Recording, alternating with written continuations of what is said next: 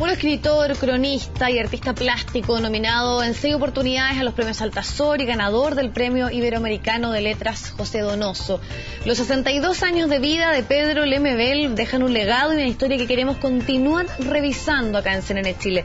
Para eso nos acompaña Magda Sepúlveda, quien es doctora en literatura de la Facultad de Letras de la Universidad Católica. Muchas gracias por estar junto a nosotros, Magda. Mucho gusto.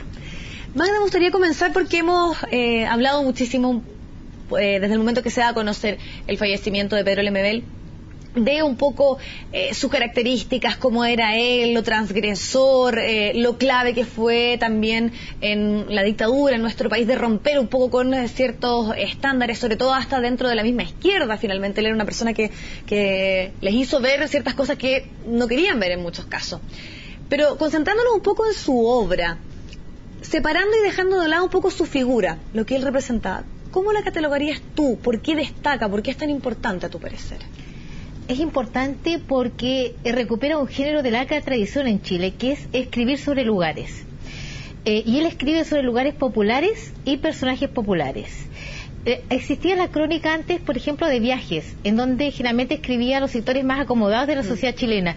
Y él, en cambio, hace una descripción por las ferias populares, las ferias cuneteras, las ferias veraniegas, por los blogs, por la pobla, y nombra esto además de la forma como lo conocemos en la oralidad. Entonces hace una renovación en esta descripción de lugares. Son nuevos lugares que no habían aparecido antes en la literatura cronística. Y yo imagino que es muy clave el lenguaje que él utiliza.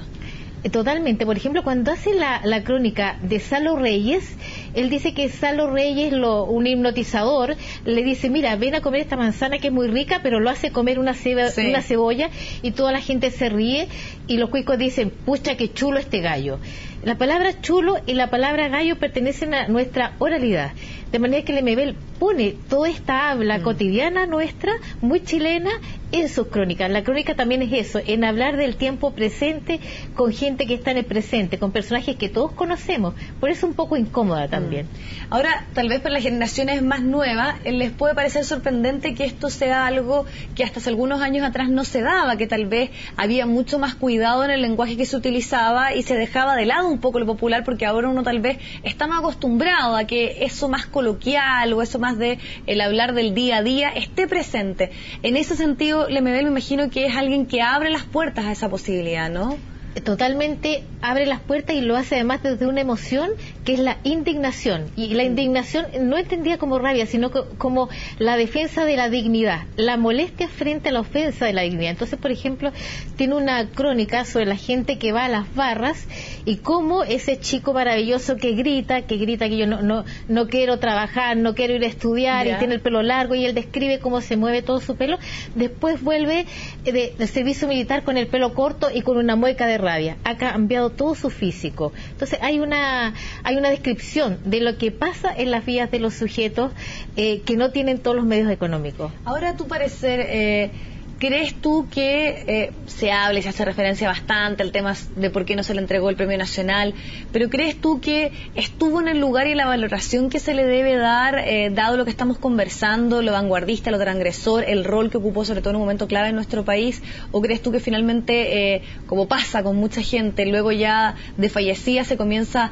a poner ojo y a destacar y decir, wow, parecer fue muy importante y tuvo un rol muy clave? ¿Se valoró en el momento, crees tú, o había una cierta reticencia todavía a su obra? Yo creo que se valoró. El punto es que él lo valoró y lo valoraron las multitudes. En eso me parece que Lemebel es como un artista de rock, valorado por las multitudes mucho más que por la crítica. Y creo que su fallecimiento, su velorio también está demostrando esta situación. No lo valoró quizás tanto todavía la academia, porque siempre hay un movimiento en tenerle mucho miedo a lo local, a eso local que es popular y que a veces es roto, como yo diría la Violeta Parra también. O sea, ¿lo discriminaban de frente, crees tú? Yo creo que ha sufrido un poco la discriminación como la sufren los sectores populares. Él tiene una crónica en que relata que va a un cóctel de artistas plásticos en la Costanera, en una galería muy lujosa, y que al verle la facha los mozos pasan de largo, y él no culpa a los mozos, dice, ese es el mandato que ellos reciben y ellos serán castigados si los que comen siempre no ingieren lo que es debido. Y la crítica, entonces tú me dices que fue un poco, podríamos decir, discriminado, lo discriminó o finalmente no logró sintonizar con él. Eso da cuenta tal vez un poco de nuestra idiosincrasia, estos círculos de élite que eran también una fascinación para él, para criticar. Recuerda tú lo que hacían obviamente las yeguas del apocalipsis, que era justamente en estos círculos irrumpir. ¿Cómo era la relación de él justamente con estos círculos más artísticos, donde él quería entrar, pero justamente manteniendo su esencia, podríamos decirlo? Es una relación conflictiva. De hecho, hay una crónica donde describe a los literatos que se reúnen en el Tabeli y se burla de ellos.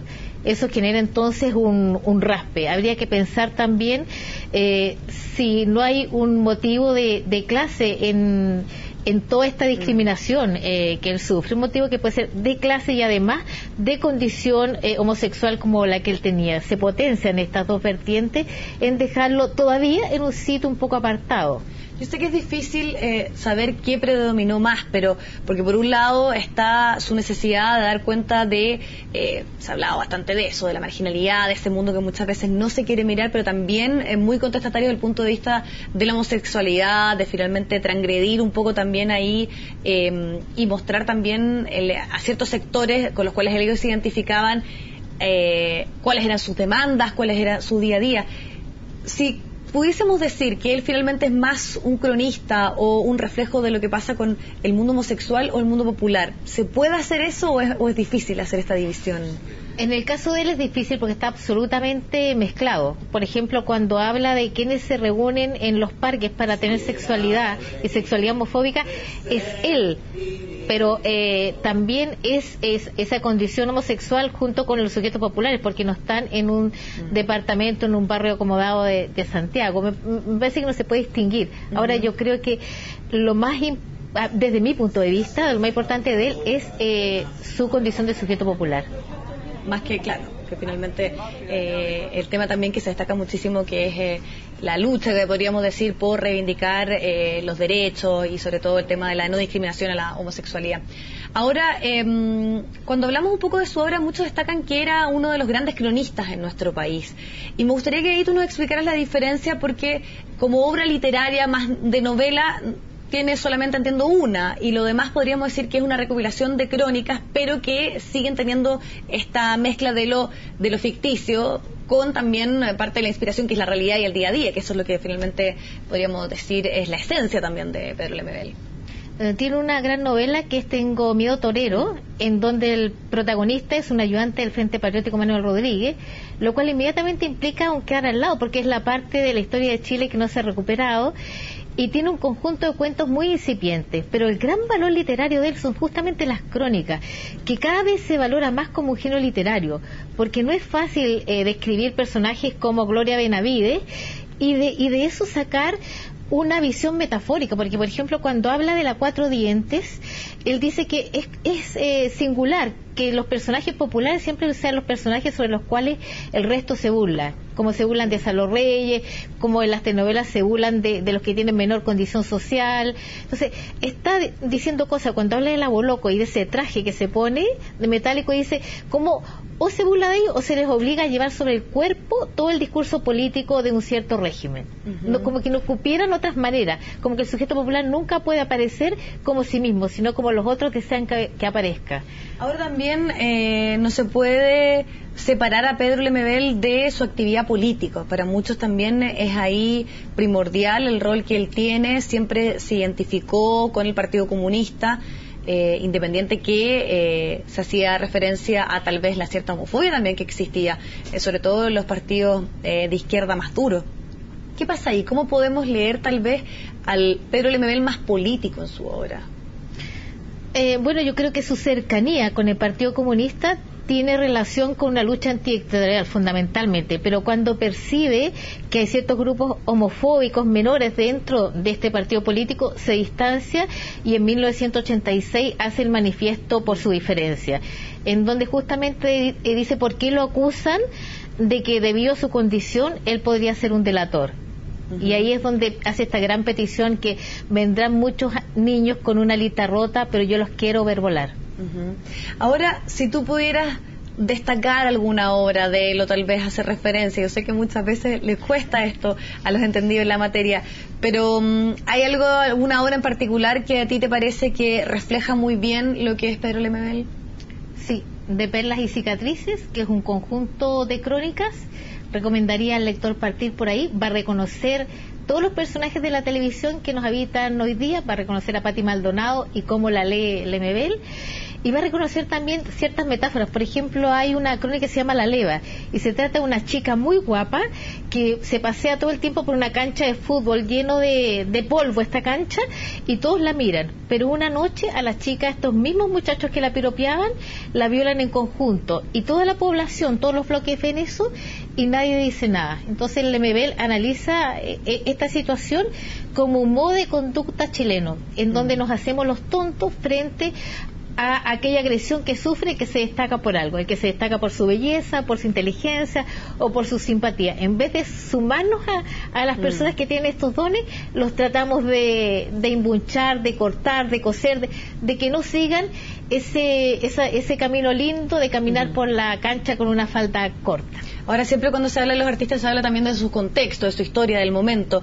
y en ese sentido, cuando todavía sentimos y se analiza que Chile suele ser un país con una idiosincrasia muy particular, en que hay mucho temor a los cambios, a finalmente todo lo que nos transgrede, lo que es diferente, ¿crees tú que por eso también Pedro Lemebel destaca? Porque finalmente él, su esencia es transgredir, es provocar, es finalmente generar algo, y es por eso también que destaca en un momento muy particular en nuestro país. Absolutamente. De hecho, él se va a reír de toda la ciutiquería chilena, de todo esto que, dependiendo si decimos falda o pollera, pertenecemos a tal sector social, si usamos el pantalón más arriba o más abajo, si somos hombres también nos estamos ubicando. Se ríe de todas las marcas de clasismo que hay en la sociedad y relaciona esas marcas de clasismo con la etnia. Como para muchos autores, poetas contemporáneos, lo que hay en Chile no es clasismo, sino racismo, que es algo mucho más fuerte y que está oscurecida a través de esta figura de clasismo, pero que finalmente lo que se dice es que sectores más acomodados tienen un tipo de piel y sectores más populares tienen otro tipo de piel, y lo que está en conflicto son esas dos cosas que Lemebel mostraba en cada crónica. Perfecto, bueno, te queremos agradecer muchísimo tu tiempo y conocer un poco más en detalle y profundizar sin duda en la obra de Pedro Lemebel. Que estés muy bien, muchas gracias. Muchas gracias. Vamos al corte, hacemos un pequeño alto y ya volvemos con más.